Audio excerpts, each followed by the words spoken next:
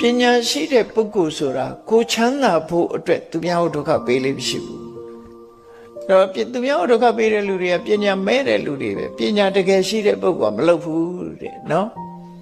အဲ့တော့လောကကြီးမှာယာတုဘလောက်ပဲကြီးကြီးပိုက်ဆံတွေဘလောက်ပဲချမ်းသာ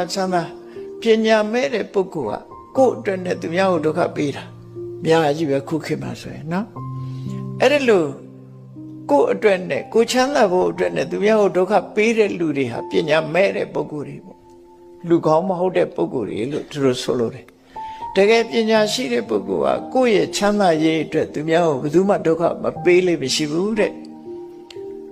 ပါပါဏိကမ္မာဏိသမာစရန္တိတဲ့မဟုတ်တာဘယ်တော့မှမလုပ်ဘူးတဲ့ကိုချမ်းသာဖို့အတွက်မဟုတ်တာဘယ်တော့မှမလုပ်ဘူးလောကမှာကိုကျိုးစည်းပွားအတွက်ပြီးလုပ်ပြီးတော့မဟုတ်တာလုပ်တဲ့လူတွေကဗမာပြည်မှာပြည့်နေတာပဲနော်ကိုကျိုးစည်းပွားရဖို့မဟုတ်တာတွေလုပ်ကြတယ်အဲ့ဒါမျိုးဘယ်တော့မှမလုပ်ဘူးတဲ့ပညာရှိတဲ့ပုဂ္ဂိုလ်ကဒုက္ခေနဖုဒ္ဓခလိတာပိတန္တာမတော်တဲ့ဆ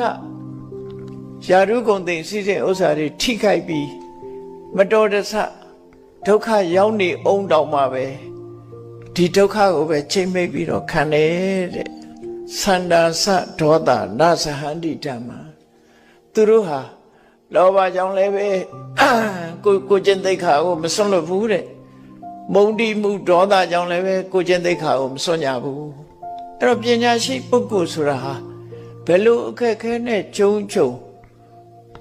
မဟုတ်တာလုပ်ဖို့ဘယ်တော့မှမစင်စားဘူးလို့ဆိုလို့တယ်နော်